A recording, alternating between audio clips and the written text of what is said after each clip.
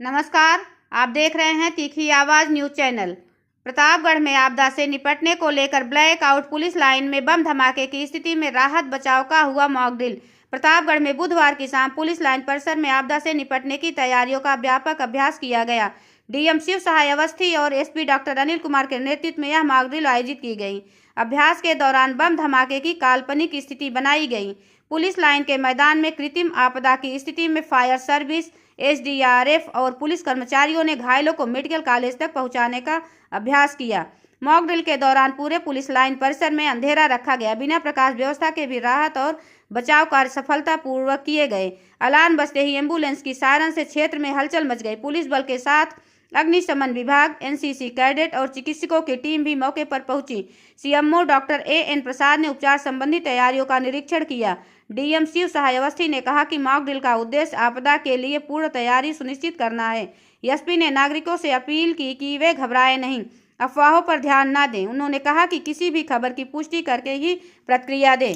प्रतापगढ़ से अनिल मिश्र का रिपोर्ट। देखिए, कल रात में जिस तरह से हमारी सेनाओं ने दुश्मन मुल्क में जा करके और ऑपरेशंस किए और आतंकी कैंपों को नष्ट किया, उस स्थिति को देखते हुए हम सभी भारतीय गौरवान्वित हैं। परंतु साथ ही ये एक बहुत ही महत्वपूर्ण सेंसिटिव अवसर है जिसमें न केवल हमारी सेनाओं को तैयार रहना है, बल्कि यहाँ के नागरिकों को, यहाँ की आंतरिक सुरक्षा से संबंधित समस्त एजेंसियों को, समस्त विभागों को और सारे लोगों को इसके बारे में सजग रहना होगा और जानकार रहना होगा। इसी के क्रम में आज जनपद में मॉक ड्रिल का आयोजन किया गया था कि अगर कोई युद्ध जैसी स्थिति उत्पन्न होती है या कहीं पे कोई बॉम्ब ब्लास्ट होता है, कहीं कोई शेलिंग होती है, कहीं कोई ऐसी अप्रिय स्थिति उत्पन्न होती है, तो उससे निपटने के लिए किस तरीके से एजेंसीज़ को तैयार किया जा सके, किस तरीके से प्रशासनिक तैयारियाँ रहें और किस तरीके से नागरिक भी अपने उत्तरदायित्व बोध को समझें और वो भी तैयार रहें। तो आज सुबह से ही हमारे बहुत सारे कार्यक्रम जनपद में आयोजित हुए। इसमें कई विद्यालयों में इस तरीके के सेंसिटिव वर्कशॉप्स कराए गए थे जिसमें कि लोगों को जानकारी रहे कि क्या करें ऐसी स्थिति में और क्या ना करें।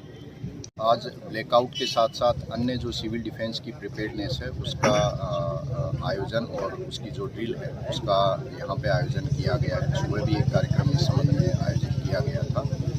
जो पड़ोसी दुश्मन मुल्क ने जो कायराना हरकत जो हमारे नागरिकों के साथ की थी और उसके रिस्पॉन्स में जो कार्रवाई हमारी भारतीय सेना द्वारा की जा रही है, इन सब परिस्थितियों में जो हमारे नागरिक हैं और जो सिविल फोर्सेज हैं उनकी प्रिपेयर्डनेस को परखने और उसको बेहतर करने के लिए इस ड्रिल का आयोजन किया गया है।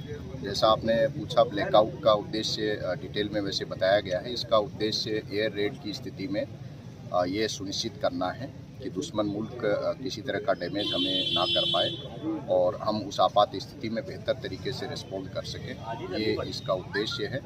कुल मिलाकर इस ड्रिल का आयोजन का उद्देश्य जो हमारे नागरिक हैं और जो सिविल फोर्सेज हैं उनको जागरूक बनाना और उनको उत्तरदायी बनाना, उनको ट्रेन करना, प्रशिक्षित करना, ताकि इस तरह की आपात परिस्थिति यदि होती है तो वो भी हमारे जो सैनिक जो इस युद्ध में लड़ रहे हैं उनके साथ साथ वो भी अपना योगदान कर सकें, अपनी जिम्मेदारी निभा सकें।